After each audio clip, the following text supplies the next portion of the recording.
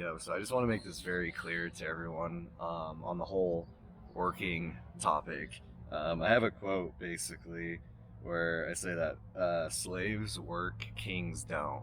So the general idea of this is if you're someone who does things throughout your life, like working, for example, which I'm going to be straight up and say I know a lot of people like to stay busy and they think that that means that they enjoy working, but I'm just gonna come out and say it, that no one actually enjoys working. You don't like being told what to do, and I think that's why a lot of people like to become entrepreneurs, is because they want to be their own boss, right? They want to be able to decide what they do and when they do it.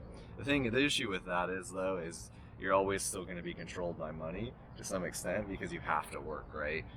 Well, you don't really have to work, but most people feel like they have to work and they still have to generate some kind of income. So even if you're an entrepreneur and you work for yourself, you're your own boss, you still will have to at some point make some sacrifices and you know, take those jobs maybe that you don't want to take occasionally. So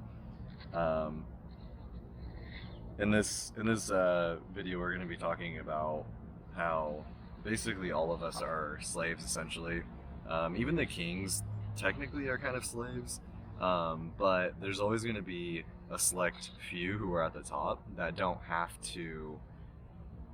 They can pretty much live as they want to for the most part, but within a man-made society, everyone has to contribute in some way, whether it's in leadership position, and like a king, for example, would have to make decisions and then bear the consequences of those decisions from the people around him, right?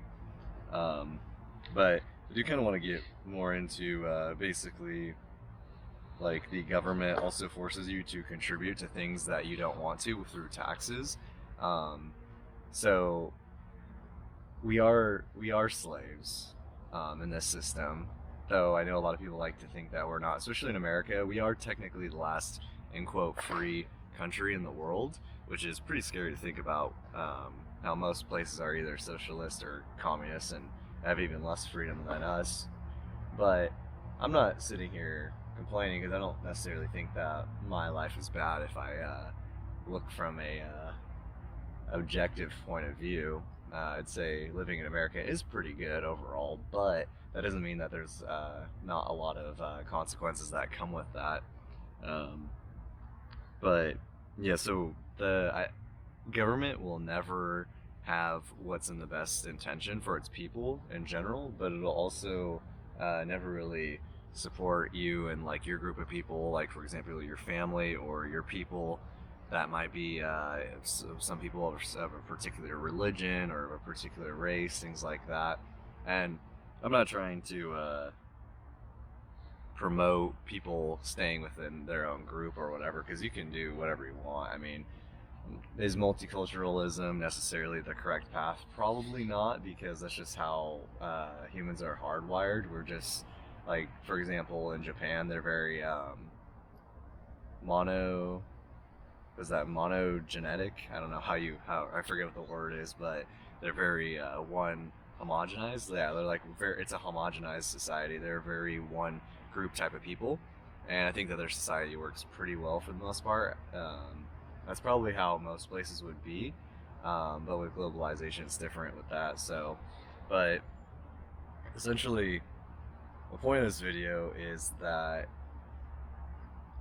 small groups and like tribes and communities will always be much better than having like a large government like the United States, for example. I'll just use that since I'm in the United States, but they will never take care of the people, and they'll always serve what's better for the leadership and the people who control the country. It'll never be good for the people in general, because not only are they completely disconnected and they can't really, I mean, they probably could come to the conclusion of things that would help the people more than the people who are at the top and like the direction that they want to push the society to go in. I think if they tried hard enough, they probably could, but there is still some kind of a disconnect because they aren't the people, they aren't the general populace, right? So they'll never truly be able to understand, just from like a general perspective point of view.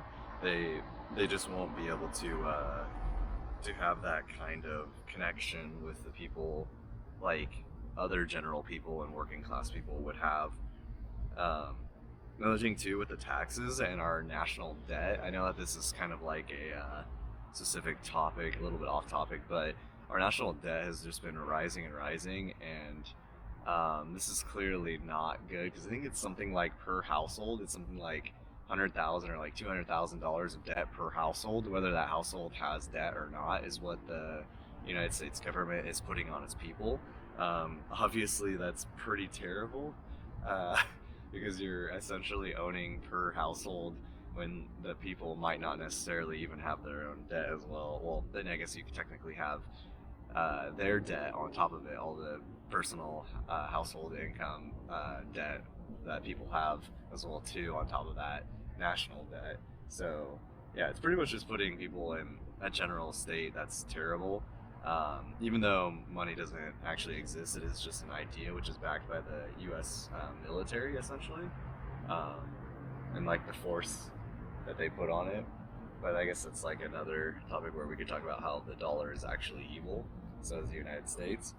Um, but yeah, essentially, through this too, and like the taxing, they slowly take away your rights. And if you notice, like all the years, I think a lot of people, this is just like a general talking point for a lot of people, I'm assuming, who are more conservative too, but they talk about how our rights are being eroded like day by day. But that's the thing though, is when you trust the government and when you trust someone else to take care of you and your family and to protect you, which a lot of us don't really have a choice though. If you're born in a country, obviously all of us have to have some kind of social security number, and we have become citizens of a country and things like that. So that you don't really have a choice, I guess, in that matter, because you just are where you're born. But essentially, they will never be able to take care of you and your family properly, and they'll never have the general interests of the general public as well too. Thanks for watching, guys.